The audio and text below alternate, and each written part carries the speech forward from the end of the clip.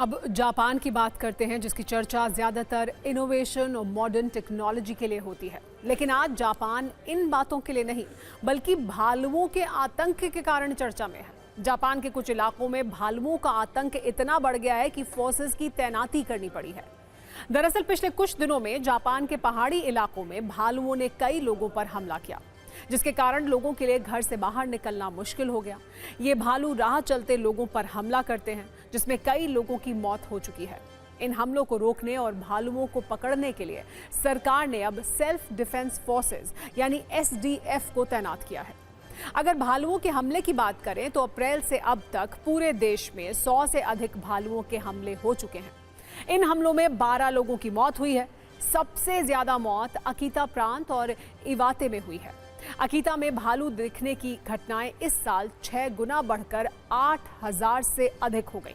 इस इलाके में रहने वाले 30,000 लोगों को जंगल से दूर रहने के लिए कहा गया है। इन सब के बीच भालुओं को पकड़ने के लिए SDF को तैनात किया गया है।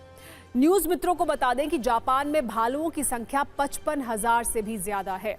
हालात को देखते हुए जिस काजुनो शहर में भालुओं के सबसे ज्यादा हमले हो रहे हैं, वहां के निवासियों को जंगल से दूर रहने, रात में घर से बाहर न निकलने, घंटी रखने और तेज साउंड की मदद से भालुओं को भगाने की सलाह दी जा रही है। स्थानीय लोगों का कहना है कि पहले भालू शहर की तरफ नहीं आते थे, लेकिन अब वो इंसानों की तरफ आते हैं। ये बेहद डरावने हो गए हैं, इनसे डर लगता है। स्थिति बेकाबू होने पर काजुनो के गवर्नर ने सेना की मदद मांगी, जिसके बाद SDF ने भालुओं को पकड़ने का काम शुरू किया। भालुओं को मारने के लिए ट्रेंड शिकारियों की तैनाती की गई है। डर के कारण लोग बाहर जाना बंद कर चुके हैं और कई इवेंट भी टाले जा चुके हैं। सेना नवंबर के अंत तक काजुनो के अलावा ओडेट और किताकीता शहरों में भी मदद करेगी। भालुओं के हमले सुपरमार्केट, आसपास के रिजॉर्ट, बस स्टॉप और स्कूल परिसर तक पहुंच गए हैं। यहां तक कि कुछ स्कूलों को अस्थायी रूप से बंद कर दिया गया है। अचानक भालुओं के बढ़े इन हमलों के बाद सवाल ये भी उठे हैं कि ऐसा हो क्यों रहा है।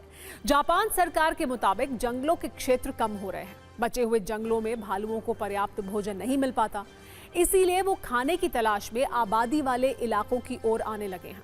आमतौर पर अक्टूबर और नवंबर में जब भालू हाइबरनेशन यानी सर्दियों की नींद से पहले सबसे ज्यादा भोजन जुटाते हैं, ऐसे में हमलों की घटनाएं भी बढ़ जाती हैं।